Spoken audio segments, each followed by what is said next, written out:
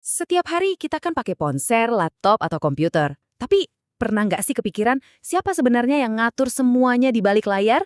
Nah, kali ini kita bakal bedah tuntas si manajer digital yang nggak kelihatan itu, sistem operasi. Oke, kita mulai dari sebuah misteri kecil yang sebenarnya kita lihat tiap hari loh. Setiap kali kita nyalain gadget kita. Pertanyaannya kelihatannya simpel kan? Tapi coba deh pikirin lagi. Pas kita tekan tombol power, tiba-tiba layar nyala, terus muncul logo.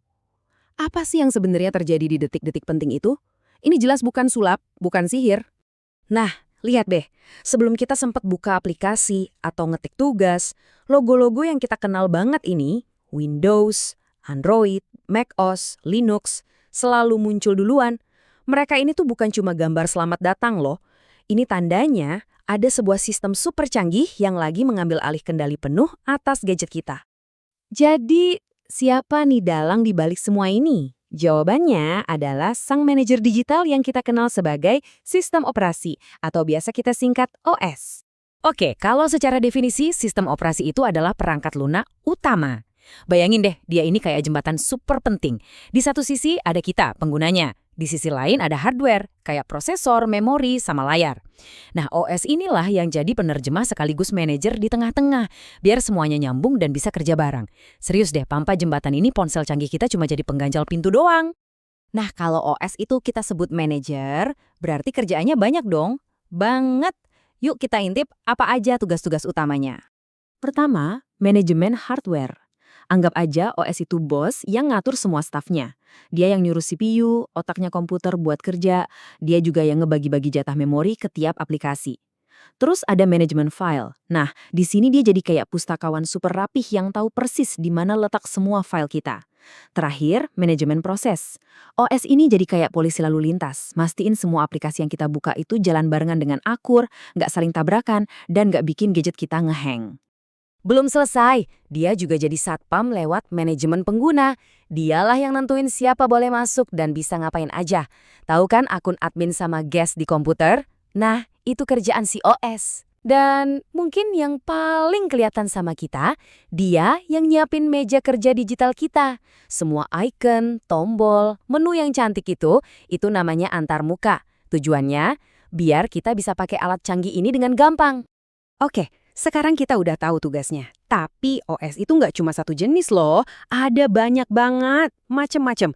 Kayak sebuah keluarga besar yang anggotanya ada di mana-mana. Keluarga OS ini, wah, ada di hampir semua alat elektronik.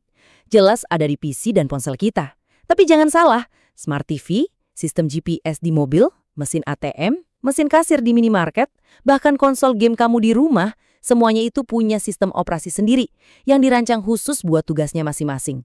Keren kan? Kalau ngomongin desktop, ada beberapa pemain besar nih. Pertama, Windows. Wah, ini sih kita semua kenal ya. Juaranya soal gampang dipakai, tinggal klik-klik beres. Tapi, ya gitu, saking populernya, jadi sering jadi incaran virus. Terus ada lawannya, Linux. Nah, ini jagoannya para programmer dan anak IT. Kenapa? Soalnya dia gratis dan open source. Artinya, kode programnya itu terbuka buat siapa aja. Bisa diintip, diubah, dikembangin bareng-bareng. Jadinya fleksibel banget, meskipun buat pemula kadang-kadang agak ribet pas awal-awal. Dan tentunya ada macOS dari Apple. Nah, bisa kelihatan kan bedanya? Windows itu identik banget sama start menunya, rasanya familiar buat banyak orang. Sementara macOS dengan dock iconnya di bawah ngasih kesan yang lebih eksklusif, nyatu banget sama produk Apple lainnya, dan terkenal tangguh soal keamanan. Pindah ke dunia HP, ceritanya lebih seru lagi, khususnya di tim Android. Intinya sih Android, tapi rasanya bisa beda-beda. Kok bisa? Soalnya tiap merek punya racikan bumbu sendiri. Samsung punya One UI yang fiturnya bejibun. Xiaomi dengan HyperOS-nya jago banget soal kostumisasi. Google punya Android stock yang paling murni, paling asli. Terus Oppo dengan Color OS yang desainnya elegan. Jadi beda merek bisa beda banget pengalamannya, padahal mesinnya sama-sama Android. Oke, ingat kan tadi di awal kita penasaran soal apa yang terjadi pas komputer nyala? Nah, sekarang waktunya kita bedah proses itu. Nama kerennya booting. Ini momen di mana si OS bangun dari tidurnya buat mulai kerja. Prosesnya itu kayak ritual super cepat, cuma beberapa detik. Langkah pertama, jelas. Kita tekan tombol power, listrik pun ngalir. Kedua, komputer langsung cek kesehatan sendiri, namanya post, buat mastiin semua hardware-nya beres.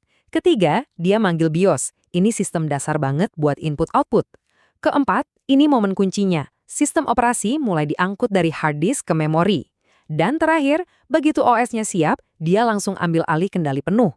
Nah, saat itulah kita lihat layar desktop muncul, dan komputer siap kita pakai. Jadi, setelah kita lihat semua kerumitan di baliknya, jelas banget kan, sistem operasi itu bukan sekedar program biasa. Dia itu pahlawan tanpa tanda jasa di setiap klik kita. Jadi penting banget buat kita ingat, di balik setiap lagu yang kamu dengerin, setiap game yang kamu mainin, setiap chat yang kamu kirim, atau setiap tugas yang kamu ketik, ada si pahlawan tak terlihat ini.